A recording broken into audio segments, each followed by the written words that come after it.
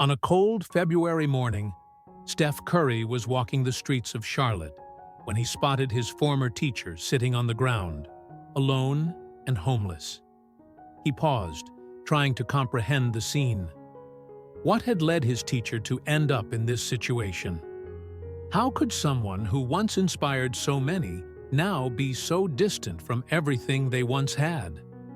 What he did next, and how it would change his life forever? The gray sky announced the possibility of snow as Steph Curry walked the streets of his hometown. The Golden State Warriors star had returned to participate in a charity event during the NBA All-Star Game break. After the event at the Del Curry Foundation, Steph decided to walk alone through the places that marked his childhood. He dismissed security guards and assistants, wanting only to feel again the streets that saw him grow up. The cold morning air blurred his breath as he passed familiar shops and courts where he played basketball for the first time. As he turned the corner, near Charlotte Christian School, where he had studied, something caught his attention. An elderly lady, perhaps in her 70s, was sitting on cardboard, leaning against the wall of a closed store. Despite the cold, she meticulously organized some old math books. Her wrinkled and trembling hands moved each object with precision, as if she were arranging a shelf in a classroom. Steph instinctively slowed his pace. There was something familiar about that fragile figure. The woman's worn coat didn't match the dignity of her gestures. When she raised her face to adjust her broken glasses, Steph stopped completely. His heart raced. "Mrs. Jenkins?" he murmured, incredulous. The woman looked up, squinting to see better. Her face was thinner and older than in his memories, but her eyes, those penetrating blue eyes that always saw potential where others saw only difficulty. "Excuse me, young man," she replied in a hoarse voice. "I can't see well without my proper glasses." Steph knelt to her level, feeling a knot form in his throat. "It's me, Steph Curry, your 7th grade student." The woman frowned, studying his face. "Steph? My little parabola genius?" A tear escaped as Steph smiled at hearing the old nickname. "Do you remember Curry's theorem? That formula you created to teach me about trajectories using basketball shots?" Mrs. Eleanor Jenkins's face transformed completely. Her eyes lit up with recognition, and, for a moment, she looked 20 years younger. "Oh my God, Steph, how could I forget? You drew that perfect curve on the board and said that's how you saw the ball in the air." Steph felt the world around him disappear. Images from the past flooded his mind. Him at 13, frustrated with equations. Mrs. Jenkins staying after class, day after day, creating 3-dimensional models with materials she bought with her own money. The way she transformed frightening numbers into fascinating tools he could use on the court. The same woman who changed his academic life, who made him believe in his potential beyond basketball, was now sitting on cardboard, protecting math books as her only treasures. "What happened, Mrs. Jenkins?" he asked, his voice almost a whisper. She looked away, her pride clearly wounded. "Life doesn't always follow the trajectory we calculate, Steph. Some variables are unpredictable." Without hesitation, Steph sat beside her on the cardboard, ignoring the confused looks from passers-by who were beginning to recognize the NBA superstar sitting on the sidewalk with a homeless person. "Tell me," he said softly, "please." The small cafe on the corner was almost empty at that hour of the morning. In the furthest corner, Steph held a cup of hot tea, watching Mrs. Jenkins warm her wrinkled hands in the heat of the porcelain. It had been difficult to convince her to accept even a coffee. "I don't need charity, Steph," she had said firmly on the sidewalk. It was only when he mentioned that he needed her help to understand some mathematical concepts for his work with trajectories that she finally yielded. her teaching instinct overcoming her pride. 35 years, she said now, breaking the silence. I taught for 35 years at Charlotte Christian, and then in the public system. I loved every minute, even when the salary barely paid the bills. Her eyes stared at a distant point as she spoke. A curious waiter discreetly took photos with his cell phone. Robert, my husband, passed away 2 years after my retirement. Pancreatic cancer. Fast and devastating. Her voice faltered momentarily. I thought I was financially prepared. We had a small savings, my pension, his insurance. Then came my breast cancer diagnosis. Steph felt a weight in his chest. When was that? 4 years ago. The treatment was long. Health insurance covered part, but the special medications, hospitalizations, you know how the system is. She gave a sad smile. The math is simple, Steph. Fixed income against growing expenses. Our retirement savings had already been devastated in the 2008 crisis. Mrs. Jenkins took a small sip of tea. I sold the house to pay the medical debts, moved to a small apartment in the East Zone. I was getting by until there was a flood in the building. I lost almost everything I had. The books, she pointed to the small pile she had brought with her, were the only ones I managed to save. My treasures. Why didn't you seek help? Former colleagues, ex-students. And say what? Remember me? I was your teacher 20 years ago. Do you have a spare room? She shook her head. I tried with some friends, but everyone has their own problems. People are kind for a week, maybe a month. Then you start to feel like you're in the way. You could have reached out to me, Steph said, his voice choked. Or any other student who succeeded. Mrs. Jenkins looked directly into his eyes with the same intensity as when she demanded his full attention during a complex explanation. My job was to educate, not to create connections for future benefit. What I did for you, I did out of vocation, not for reward. Silence weighed between them. Outside, snow began to fall. I still help some neighborhood kids with math, she continued, a slight smile lighting up her tired face. I sit in the park when it's sunny. They sometimes bring me a sandwich or a few dollars. I'm an educator, Steph, not a charity case. Steph swallowed hard, remembering the impact this woman had on his life.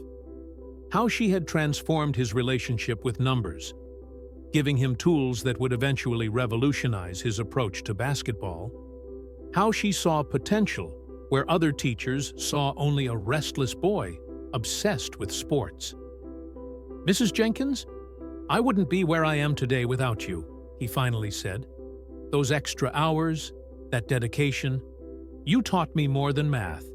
You taught me I could be more than just an athlete. She tried to hide a stubborn tear that ran down her wrinkled face. Please, Steph continued, let me give back. Not out of charity, but out of justice, out of gratitude. Mrs. Jenkins hesitated, her dignity fighting against need. I don't want to be a burden, Steph. You carried so many of us, he replied softly. Let us carry you a little now. After a long moment, she nodded almost imperceptibly. Not for me, she whispered, but perhaps for the message it might pass to other educators, so they know their work matters. The hotel suite wasn't luxurious, but to Mrs. Jenkins, it seemed like a palace after 3 months sleeping in shelters and on the streets. She touched the soft bed with reverence, as if fearing it might disappear. It's temporary, Steph explained on the phone, organizing the next steps while his former teacher rested. We need a permanent solution, something sustainable. She deserves her dignity back. In the following days, Steph reorganized his schedule, postponing commitments, to remain in Charlotte.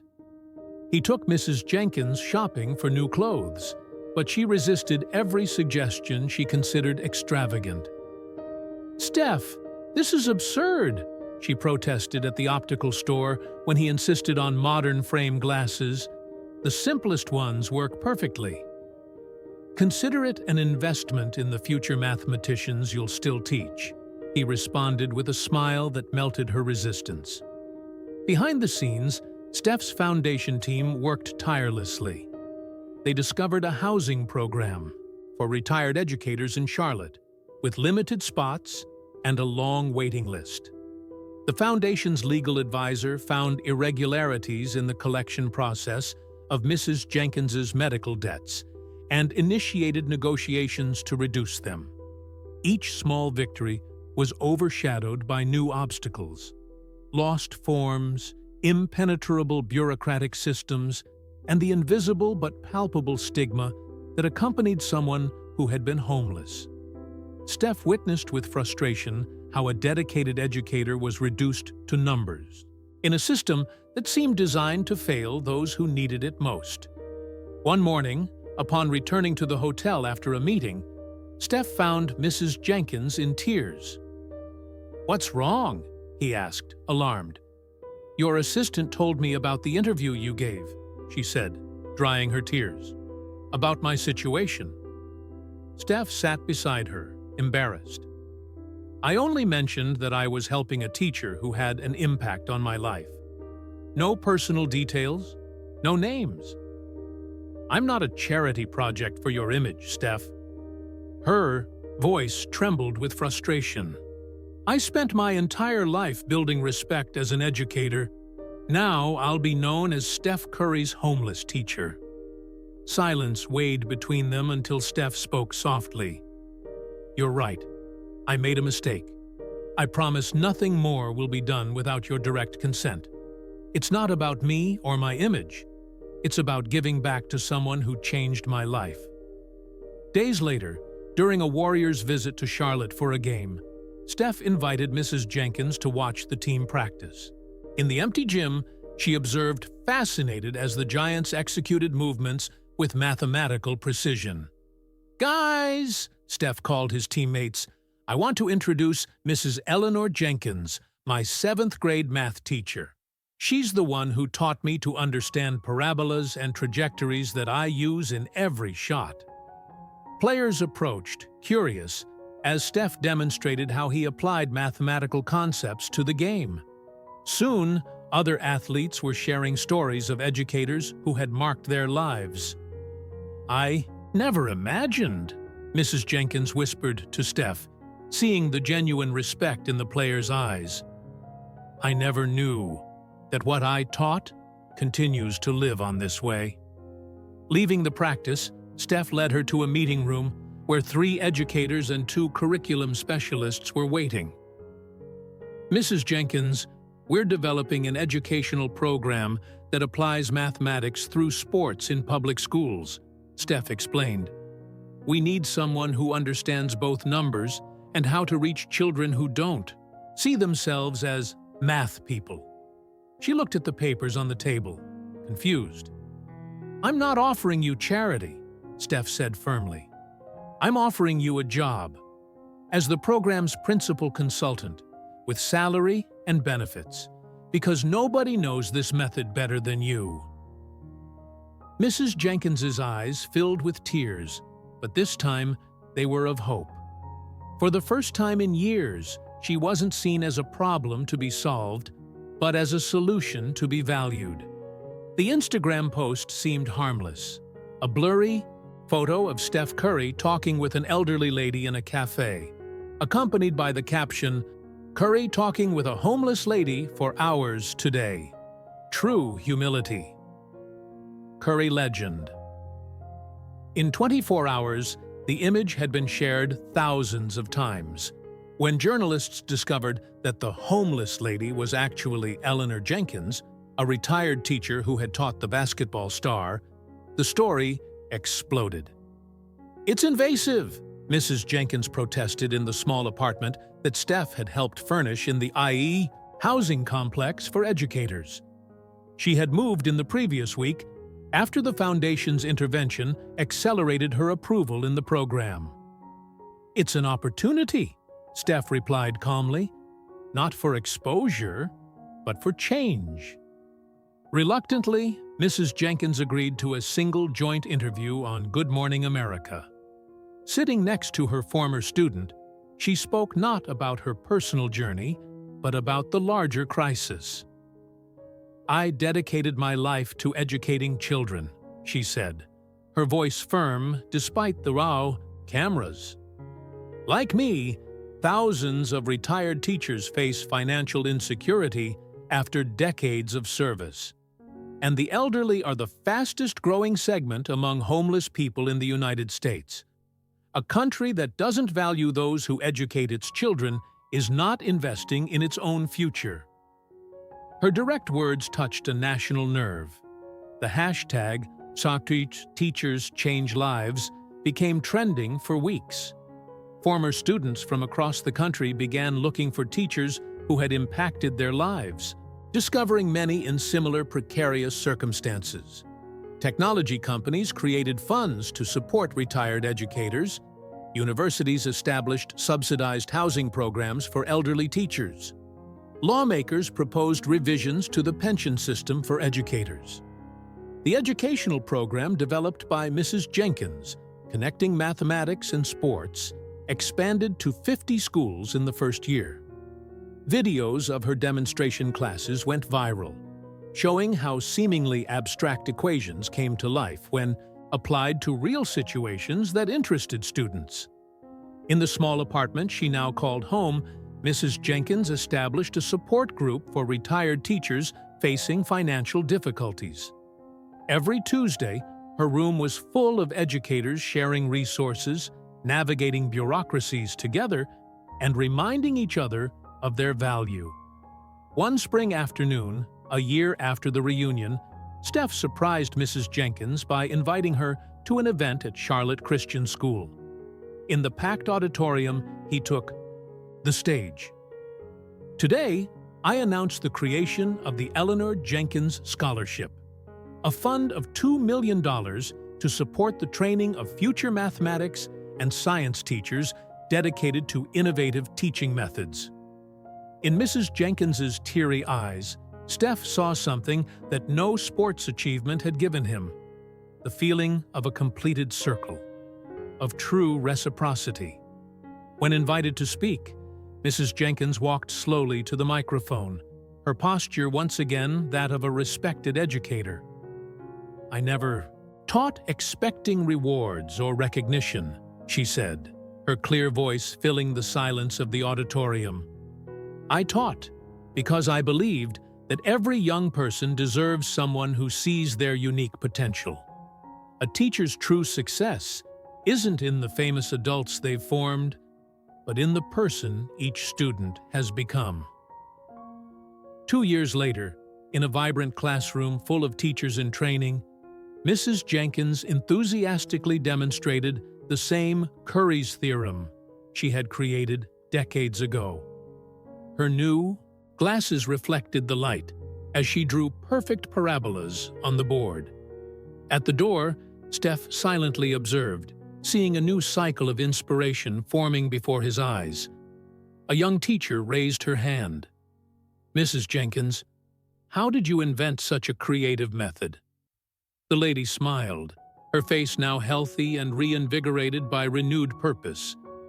"Because one day, many years ago, a boy showed me that sometimes we need to change our perspective to find the right answer." Her eyes met Steph's at the door. "And that boy taught me an even more important lesson now. It's never too late to give back, and a single act of kindness can create waves of transformation that we never imagined possible." As the aspiring teachers applauded, Steph felt a tear run down. He realized that, of all the trophies he had won, this moment, seeing his former teacher restored not only in circumstances but in purpose and dignity, would forever be his greatest victory.